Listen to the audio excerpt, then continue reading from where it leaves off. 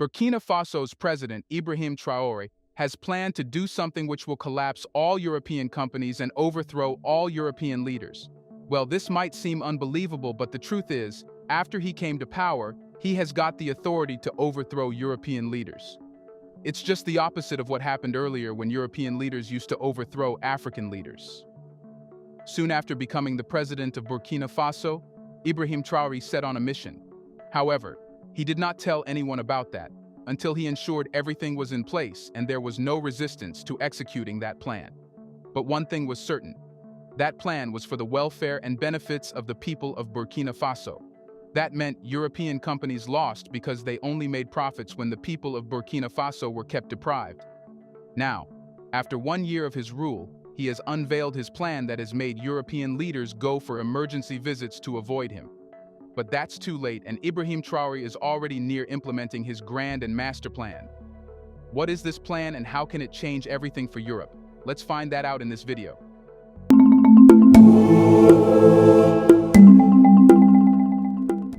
Today, all the gold mining companies working in Burkina Faso are foreign.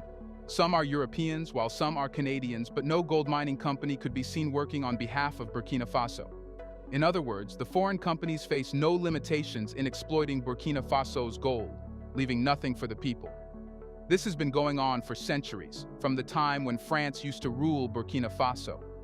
Even if the gold mining companies did not exist by that time, France exploited other natural resources. Hence, what we are seeing in Burkina Faso has roots in the colonial legacy that France left.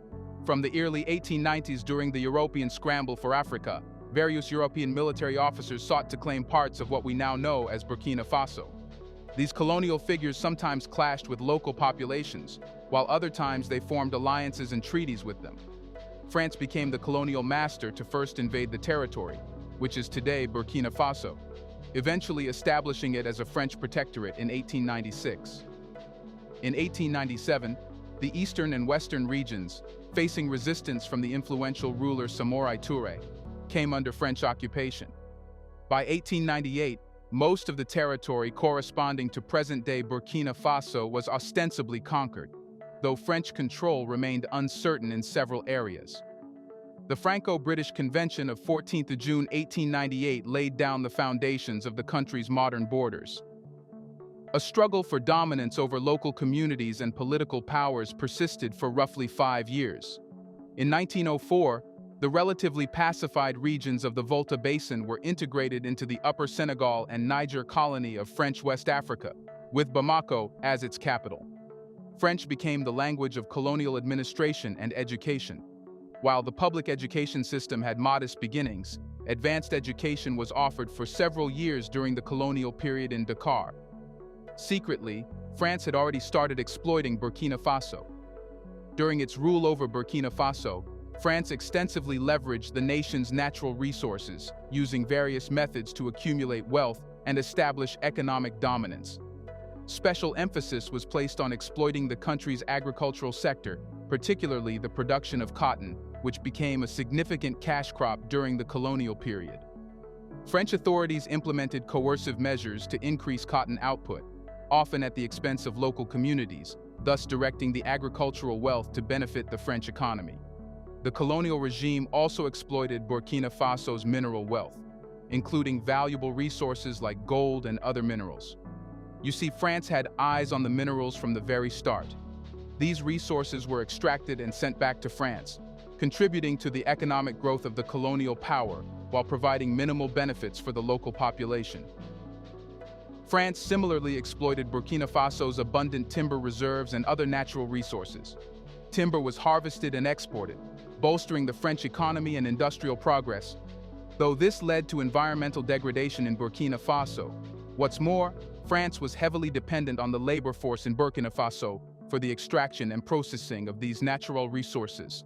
Workers, often subjected to harsh working conditions, received insufficient compensation, perpetuating economic exploitation and worsening poverty among the local population. What's tragic is that the same resource and labor exploitation remains in Burkina Faso to this day. You should know that it's not because of Burkina Faso, but because of the foreign companies. Since these companies never allowed Burkina Faso to develop, no job exists for the youth. Hence, they are forced to work as laborers on mining sites, working in the most horrific conditions.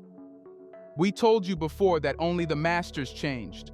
Sometimes an argument is presented that the colonial administration invested in infrastructure projects such as roads and railways. Well, you should know that these efforts were primarily aimed at facilitating the extraction and transportation of resources to benefit the colonial power, rather than improving the overall well-being of the local people. At that time, the indigenous population faced significant discrimination. African children were forbidden from activities like riding bicycles or picking fruit from trees, deemed privileges exclusively reserved for the children of colonists. Violations of these regulations could lead to the imprisonment of parents. On 1 March 1919, French Upper Volta was established, separated from Upper Senegal and Niger due to fears of recurring uprisings and economic considerations. The new colony initiated an ambitious road-building program and promoted cotton cultivation for export under Governor François Charles-Alexis Edouard Hessling. However, the coerced cotton policy proved unsuccessful, leading to stagnant revenue. The colony was dissolved on 5 September 1932, with its territory divided among the French colonies of Ivory Coast, French Sudan, and Niger. Ivory Coast received the largest share, consisting of the majority of the population, as well as the cities of Ouagadougou and Bobo-Dioulasso. A significant moment came on 11 December 1958, when the colony attained self-government as the Republic of Upper Volta, becoming part of the Franco-African community. This change was part of a reorganization of French overseas territories that began with the passage of the Basic Law of 23 July 1956. This was followed by reorganization measures approved by the French Parliament in early 1957, granting significant autonomy to individual territories. Upper Volta eventually became an autonomous republic within the French community on 11 December 1958, gaining full independence from France in 1960. However, the exploitation was not limited to only Burkina Faso. It even did not have any time limit as, after decades of gaining independence, Africans are still being exploited. Only the masters have changed and agreements have surfaced. Earlier, if colonial masters used to rule African countries without consent, then today, European companies are exploiting African resources, taking consent from the corrupt leaders, and making agreements. But the state of the people of Africa remains the same. That's why when one sees the working conditions and exploitation going on in present-day Africa, it's hard for one to find out whether it's still a colony or not. Throughout history, Africans have risked their lives to extract valuable resources, often resorting to deadly methods like the use of mercury in small-scale mining operations. Yet, tragically, the results of their hard work are seized by intermediaries who acquire these resources at significantly reduced prices. These intermediaries then sell the resources in Western markets, reaping substantial profits that remain in Europe and America. But Captain Ibrahim Traore cannot see this any longer. He conveyed his worry and discomfort at the challenging circumstances faced by many Africans involved in dangerous gold mining operations. Unfortunately, they receive minimal compensation when selling their produce in the African market. Subsequently, this gold is exported to Western markets, generating significant profits for others while neglecting the needs of local communities. This practice not only hampers job creation, but also stifles overall development, as the money is siphoned away from circulation. You should know that Burkina Faso is wrestling with a significant challenge, particularly concerning the foreign companies holding nearly all gold mines. One of these prominent mining companies is Endeavour Mining. This multinational corporation, headquartered in the UK, holds a dominant position in Burkina Faso's gold mining sector, controlling nearly 1/3 of the country's gold market. To complicate matters further, Endeavour Mining acquired the Mana mine in July 2020 as part of its takeover of the Canada-based gold miner, Simafo. This transition of ownership of African resources into the hands of foreign entities is not uncommon. Previously, a Canadian company owned the mine, and now it is under the ownership of a UK-based firm. It's just unbelievable that Endeavour Mining holds a 90% share in the mine, while the Burkina Faso government holds a mere 10% stake, underscoring the prevailing foreign control. You should know that Burkina Faso was ranked as the world's 14th largest gold producer in 2022. yet nothing comes into its hands. It is becoming increasingly apparent that the gold reserves do not truly belong to the people. The majority of multinational companies exploiting these resources come from everywhere except Burkina Faso, with the government holding a minor share that can be easily bought up. It's ironic that these foreign companies hold almost all gold mines in Burkina Faso and get full support from the government. That's because the earlier corrupt leaders made long-term agreements for their personal gains. What's more, these foreign companies sell the gold mines that are of Burkina Faso to other companies, as if they are their property. During all this, the youth working in the worst conditions in these mines only see their masters changing. As a result, the people have minimal control over their own gold, and they cannot even benefit from their own resources. This is why the government recently had to purchase 200 gold bars from Endeavour Mining instead of using its own gold, paying for the same gold that these companies were extracting from mines in Burkina Faso. Here's a reminder to please like and share the video and subscribe to our channel to watch more videos on Black culture, history, civilization, and identity. Let's continue now. That is why Burkina Faso's Ibrahim Traore has decided to take action. He cannot see his people being suppressed and exploited by foreign companies in the 21st century. Hence, he has decided to establish a state-owned company that will oversee all foreign companies in Burkina Faso. Yes, all the earlier made agreements will be renegotiated by this company. Ibrahim Traore knows how the foreign companies offered lucrative benefits to the earlier leaders in return for having the mining permits. Since they were blatantly unfair, they have to be renegotiated. This means that the foreign companies will be shown their place and will be told they are aliens in Burkina Faso. Not only that, but taxes will be put on them like every other independent and powerful country does. All these years of exploitation have to be answered. Now, Captain Ibrahim Traore will start to reverse everything. Earlier, the people of Burkina Faso were confused that despite being rich in natural resources, they were still mired in poverty. Well, it's really devastating to know that despite being the 14th largest global gold producer, Burkina Faso is still grappling with economic challenges. With multinational corporations owning their gold and failing to reinvest profits within the country, it is Canada and the UK that reap the benefits. This becomes evident when considering the meager contributions these companies make through corporate social responsibility efforts. But Ibrahim Traore has declared that such practices are no longer acceptable. But how will this change be realized? Well, that's when you have to know about Captain Ibrahim Traore's master plan. Ibrahim vehemently condemned the treatment of African countries, labeling it as a model of brutal imperialism. He highlighted that despite the formal abolition of slavery in Europe and the United States, Africans still endure conditions like modern-day slavery due to foreign control over gold mines. He raised thought-provoking questions about the miners, their families, and the exploitation they face. He denounced the injustice of their labor, emphasizing that regardless of the amount of gold they extracted, the profits ultimately benefited European powers, who held mining rights. This structural dominance by Europe has significantly shaped Burkina Faso's gold mining sector.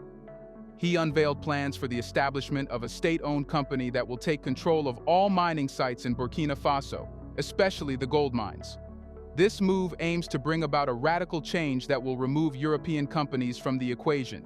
Yes, it will be a nationalization of gold mines that will eventually lead to offering limited mining rights to foreign companies.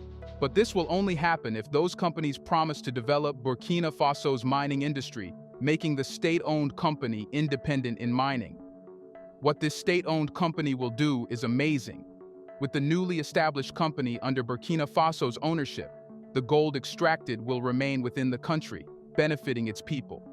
This modernization of the mining sector will replace the harsh conditions with a more contemporary approach, enabling individuals to extract gold like that in developed nations. You should know that in gold mines managed by European entities, a starkly different reality unfolds, where lives not only fail to progress but often worsen.